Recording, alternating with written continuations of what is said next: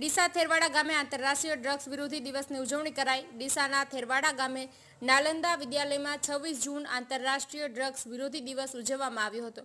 આજરોજ પોલીસ મહાનિદેશક કચેરી સરહદી રેન્જ ભુજ દ્વારા 26 જૂન આંતરરાષ્ટ્રીય ડ્રગ્સ અવસરને દિવસ ઉજવવામાં આવે છે તે અંગે 12/6 થી લઈને 26/6/2025 સુધી ઉજવવામાં આવે છે।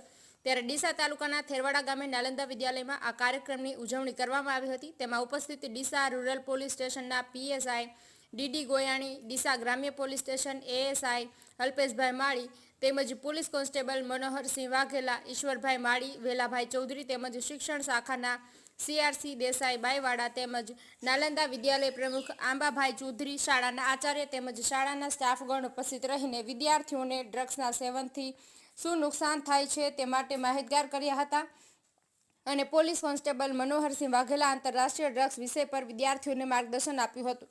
વિદ્યાર્થીઓને માહિતગાર કરાયા હતા। ત્યારબાદ ડીસા રૂરલના પીએસઆઈ ડીડી ગોયાણી જણાવ્યું હતું કે પખવાડિયા દરમિયાન રાજ્યમાં નશીલા પદાર્થોથી થતા નુકસાન બાબતે સમાજમાં જાગૃતિ લાવવા માટે સારું વિવિધ કાર્યક્રમનું આયોજન કરવામાં આવે છે અને નાર્કોટિક્સ પદાર્થોના ખરીદ વેચાણ અને હેરાફેરી અંગેના જાણકારી આપવા માટે ટોલ ફ્રી નંબર 1908ની સેવાઓ બંધ કરી ભારત સરકારશ્રીના માનસ નેશનલ નાર્કોટિક્સ હેલ્પલાઇન નંબર 1933 સાથે જોડાણ કરેલ છે।